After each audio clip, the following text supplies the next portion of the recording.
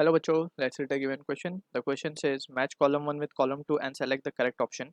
So हमें column 1 column 2 given है. Column 1 में A given है insulator, B is conductor, C is electroplating. Column 1 में column 2 में first given है prevents rusting, second pure water, third copper wire.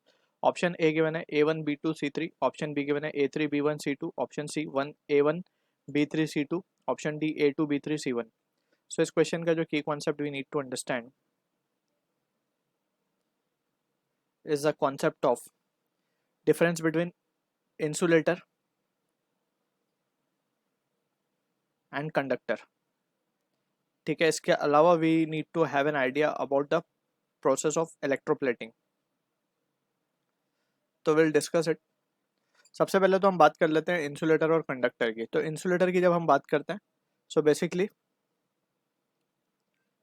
They are bad conductor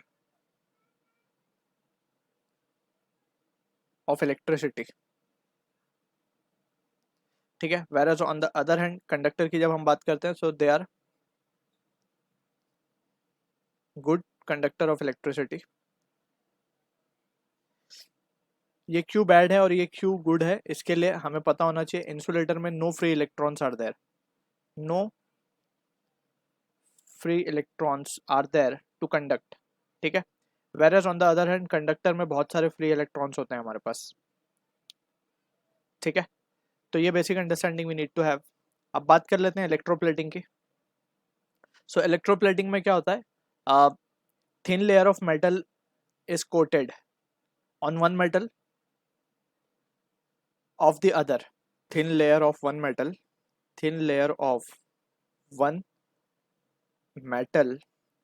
is coated on another metal. ठीक है ना, इस process को हम बोलते हैं इलेक्ट्रोप्लेटिंग. अब यहाँ पे अगर हम ध्यान से देखें तो ऑप्शंस जो गिवन है उसके अकॉर्डिंगली अगर हम बात करें तो फर्स्ट में बोला गया इंसुलेटर. तो इंसुलेटर जैसे हमने डिस्कस किया बैड कंडक्टर ऑफ इलेक्ट्रिसिटी. अब प्योर वाटर की अगर हम बात करें,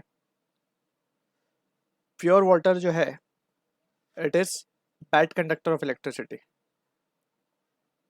क्योंकि उसके अंदर बैड कंडक्टर ऑफ इलेक्ट्रिसिटी क्योंकि उसके अंदर कोई off electricity there are no salts present जो कि आयन के फॉर्म में हो सकते हैं. ठीक है ना, pure water basically distilled water को हम कह सकते हैं प्योर वाटर है. उसके अंदर since there is no salt present, इससे क्या होगा, वो कंडक्ट नहीं कर पाएगा इलेक्ट्रिसिटी को. ठीक है ना, क्योंकि इलेक्ट्रिसिटी कंडक्ट करने के लिए हमें क्या चाहिए, फ्री इलेक्ट्रॉन्स चाहिए. ठीक है, जो कि प्योर वाटर में नहीं होते. ठीक है, प्योर वाटर की बात करें, नॉर्मल टैप वाटर अगर हम लेंगे तो उसमें मिनरल सॉल्ट एडेड होते हैं ऑलरेडी. एडेड मीन्स नेचुरली होते हैं उसके अंदर प्रेजेंट.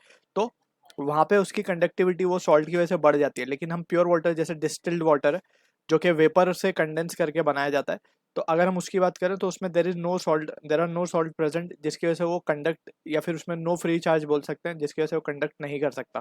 ठीक है, तो इंसुलेटर की तरह काम करेगा बेसिकली है. ठीक है, तो A will be matching with 2. Pure water will be a insulator.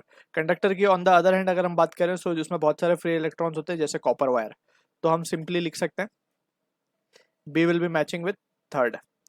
Conductor है ये, इसमें बहुत सारे फ्री इलेक्ट्रॉन्स है so that it can conduct the electricity. Electroplating जैसे हमने डिस्कस किया. अब इसमें क्या करते हैं हम इलेक्ट्रोप्लेटिंग में, बेसिकली इसका जो सेटअप है कुछ इस तरीके से होता है. इलेक्ट्रोलाइटिक सॉल्यूशन है हमारे पास, उसमें 2 इलेक्ट्रोड्स होती हैं, एक कैथोड एक एनोड. पॉजिटिव टर्मिनल से जो कनेक्टेड है बैटरी के उसे हम कहते हैं एनोड, जो नेगेटिव से कनेक्टेड है उसे हम कहते हैं कैथोड. ठीक है, अब इन दोनों इलेक्ट्रोड पे बेसिकली एक इलेक्ट्रोड पे हम वो मटेरियल रखते हैं जिसपे कोटिंग होनी है और दूसरे पे हम वो मटेरियल रखते हैं जिसकी कोटिंग होनी है. जैसे फॉर एग्जांपल अगर हमें जैसे क्वेश्चन में बोला गया है प्रिवेंट रस्टिंग, एक एप्लीकेशन है इलेक्ट्रोप्लेटिंग का. अगर हमें कोई मटेरियल ऐसा है जिसमें रस्ट लगने के बहुत चांस है तो हम उसके ऊपर एंटी कोरोसिव या फिर एंटी रस्ट मटेरियल की कोटिंग कर देते हैं, एंटी रस्ट मेटल की कोटिंग कर देते हैं जैसे जिंक वगैरह. ठीक है, तो जिंक की कोरोसिव प्रॉपर्टी बहुत है तो उससे होता ही है कि वो मटेरियल की लाइफ बढ़ जाती है जिसपे हम उसको कोट कर देते हैं. ठीक है, तो electroplating will be matching with, यानी कि अगर हम देखें तो C will be matching with 1. So as option D will be the correct answer for this question. I hope you understood the solution. All the best.